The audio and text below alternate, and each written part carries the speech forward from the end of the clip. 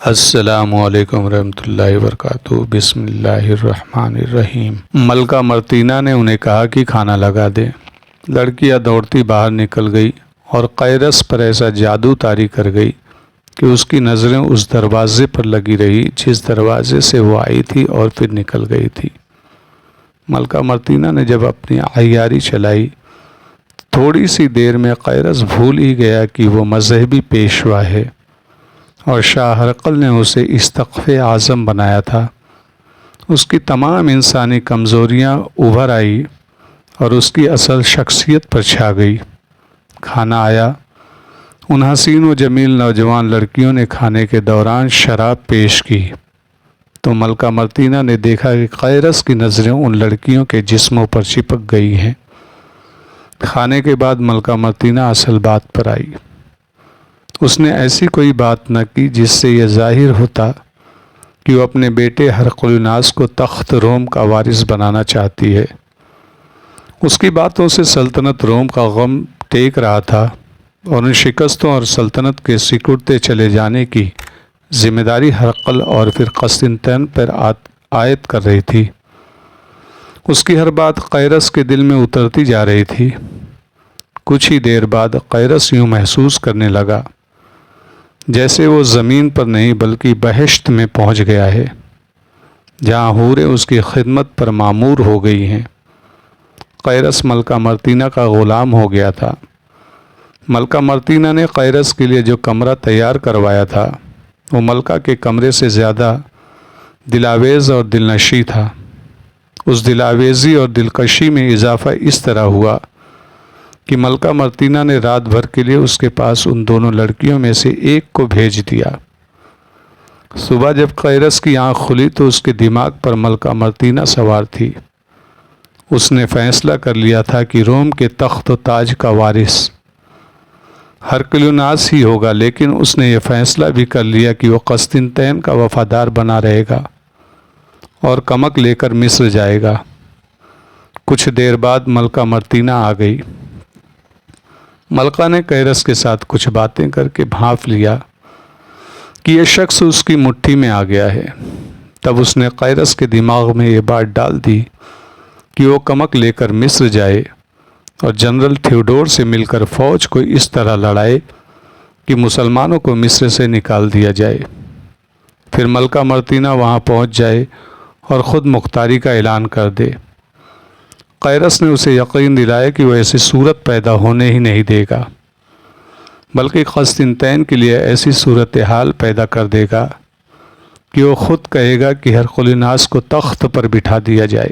تاریخ اس حقیقت کو کھل کر بیان کرتی ہے، تاریخ مطلب ہسٹری ہوتا ہے، کہ قیرس جو مذہبی پیشوا تھا اور جسے فتوے دینے کے اختیارات بھی حاصل تھے، ذہنی اور جسمانی طور پر ایک عیار اور مفاد پرست ملکہ کا کٹ پتلی بن گیا۔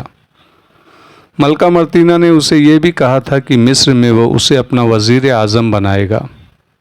اسقف اعظم وہ تھا ہی۔ ملکہ مرتینہ نے قیرس کی فطری کمزوریوں کو ابھار کر اس کی دھدکتی رگیں اپنے مٹھی میں لے لی تھی۔ یہ تھے اثرات شراب کے، حسین و جمیل لڑکیوں کے اور ایک عورت کی زبان کے طلسم کے۔ اسی روز قسطنطین نے جرنیلوں اور انتظامیہ کے حاکموں کو اجلاس بلا رکھا تھا۔ اجلاس کا مطلب میٹنگ ہوتا ہے۔ اس میں قیرس کو بھی شامل ہونا تھا۔ تاریخ میں آیا ہے کہ قسطنطین کا انداز ہرقل جیسا شاہانہ نہیں تھا۔ اجلاس میں شامل ہونے والے آ گئے تو قسطنطین کچھ ڈرا ڈرا سا نظر آتا تھا، حالانکہ اس کا انداز اور رویہ کچھ اور ہوا کرتا تھا۔ بہرحال اس کے انداز میں شہنشاہیت کا تاثر نہیں بلکہ تدبر تھا، اور اس نے ہمیشہ تدبر ہی سے کام لیا تھا، مطلب شانتی سے۔ اجلاس میں تمام جرنیل اور شہری حکام حاضر تھے۔ ان میں قسطنطین کے حامی اور اس کے خلاف ملکہ مرتینہ کے حامی بھی موجود تھے۔ قسطنطین نے بات مصر کی شکست سے شروع کی۔ اس نے سب سے پہلے یہ الفاظ کہے کہ باہر کے دشمن کا مقابلہ کیا جا سکتا ہے، لیکن اپنے اندر کے دشمن سے اپنی قومی غیرت اور ملکہ کو بچانا مشکل ہو جاتا ہے۔ اندر کا دشمن باہر کے دشمن سے زیادہ خطرناک ہوتا ہے۔ میں دلی دکھ کے ساتھ یہ بات زبان پر لاتا ہوں، قسطنطین نے کہا، ہم 2 دھڑوں میں تقسیم ہو گئے ہیں۔ اس تقسیم کو روکا جا سکتا ہے، لیکن انتہائی خطرناک صورتحال یہ پیدا ہو گئی ہے کہ ہم ایک دوسرے کے دشمن ہو گئے ہیں۔ اس کا نتیجہ ہم سب کے سامنے ہے۔ ہم کمک نہیں بھیج سکے۔ اس کا فائدہ عرب کے ان بدوؤں کو پہنچا جنہوں نے آدھا مصر لے لیا ہے۔ اصل تنازع تخت و تاج کی وراثت کا ہے۔ میں کہتا ہوں کہ اس تنازع کو ابھی الگ رکھ دیں اور سلطنت کو کھویا ہوا وقار بحال کریں۔ آپ کی حیثیت ایک جرنیل کی ہے، ملکہ مرتینہ کے ایک حامی جرنیل نے کہا۔ تخت کی وراثت کا کوئی تنازع نہیں۔ ملکہ مرتینہ کو ہم روم کی ملکہ تسلیم کر چکے ہیں۔ اس بات پر قسطنطین کے حامی جرنیل بیک وقت بولنے لگے اور ملکہ مرتینہ کے حامیوں نے اٹھ کر ہنگامہ برپا کر دیا۔ قسطنطین اور قیرس نے بڑی مشکل سے اس زبانی کلامی ہنگامے پر قابو پایا۔ اس نے اندازہ ہوتا تھا کہ کسی بھی وقت خانہ جنگی شروع ہو سکتی ہے۔ قسطنطین کے چہرے کا رنگ پیلا پڑ گیا تھا۔ اس کا سر ڈولنے لگا جیسے اسے غشی آ رہی ہو، یعنی کہ بے ہوشی۔ اس کے جسم میں قوت مدافعت بہت ہی کم ہو چکی تھی۔ قیرس اس کی حمایت میں بولنے لگا۔ شاہ ہرقل نے مقوقس کو ذلیل اور رسوا کر کے جلا وطن کر دیا تھا۔ قیرس نے کہا، جلا وطن صرف اس لیے کیا تھا کہ اس کی باتوں اور حرکتوں سے بغاوت کی بو آتی تھی، لیکن میں صاف کہتا ہوں کہ تم سب باغی ہو۔ تم اتنے اونچے رتبوں کے جرنیل اور حاکم ہو اور تم نے خانہ جنگی تک نوبت پہنچا دی ہے۔ یہ شاہی فرمان کے خلاف بغاوت نہیں تو اور کیا ہے؟ قسطنطین نے یہ دعویٰ نہیں کیا کہ یہ روم کا بادشاہ ہے۔ اس نے کہا ہے کہ اس تنازع کو ابھی الگ رکھ دیں، مگر تم ایک دوسرے کے اس حد تک دشمن بن گئے ہو کہ عقل کی ایک بات کو بھی نہیں سمجھ رہے۔ تمہاری غیرت کہاں گئی کہ عرب کے مسلمان تم سے شام چھین چکے ہیں اور مصر چھین رہے ہیں، اور تم آپس میں لڑ رہے ہو؟ لڑتے رہو، ایک دن مسلمان یہاں بھی آ جائیں گے اور تم سب ان کے قیدی ہوگے۔ سب پر خاموشی طاری ہو گئی اور قیرس نے سب پر نگاہیں دوڑائی اور کچھ دیر خاموش رہا۔ میں نے تمہیں قسطنطین کی حمایت میں بول رہا ہوں اور نہ ملکہ مرتینہ کے حق میں۔ قیرس نے ذرا وقفے کے بعد کہا، ہمیں شاہی خاندان کی یہی ملکہ روم کی عزت اور آبرو عزیز ہونی چاہیے۔ روم کا تخت و تاج ہم سب کا ہے اور یہ ہمارے قومی وقار کی بڑی مقدس علامت ہے۔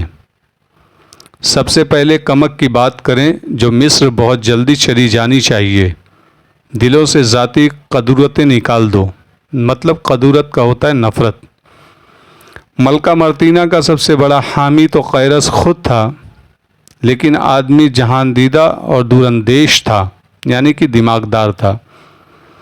بات بچ بچ کر رہا تھا، کوئی بھی اس کی نیت پر شک نہیں کر رہا تھا۔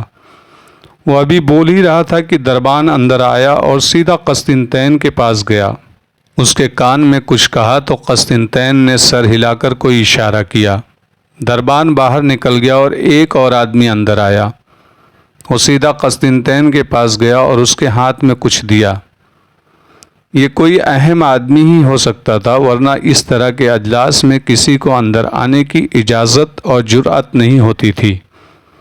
یہ جو آدمی اندر آیا تھا قاصد تھا، جو مصر سے جنرل تھیوڈور کا پیغام لایا تھا۔ قسطنطین پیغام پڑھنے لگا تو اس کا رنگ جو پہلے ہی پیلا پڑ گیا تھا لاش کے مانند ہو گیا اور پیٹھ پیچھے لگائے جیسے نڈھال ہو گیا ہو۔ اجلاس کے حاضرین سمجھ گئے کہ یہ پیغام ہے اور کوئی اچھی خبر نہیں آئی۔ تم لوگ آپس میں لڑتے رہو، قسطنطین نے ایسی آواز میں کہا جو بے جان سی تھی اور اس میں ہلکا سا لرزہ بھی تھا۔ عرب کے بدوؤں نے بابلیون اور اس کے گرد و نواح کا علاقہ اور جزیرہ روضہ فتح کر لیا ہے۔ جنرل تھیوڈور اور جنرل جارج مسلمانوں کے ساتھ سمجھوتا کر کے اپنی ساری فوج نکال لائے ہیں۔ کیا تم اب بھی کمک نہیں بھیجو گے؟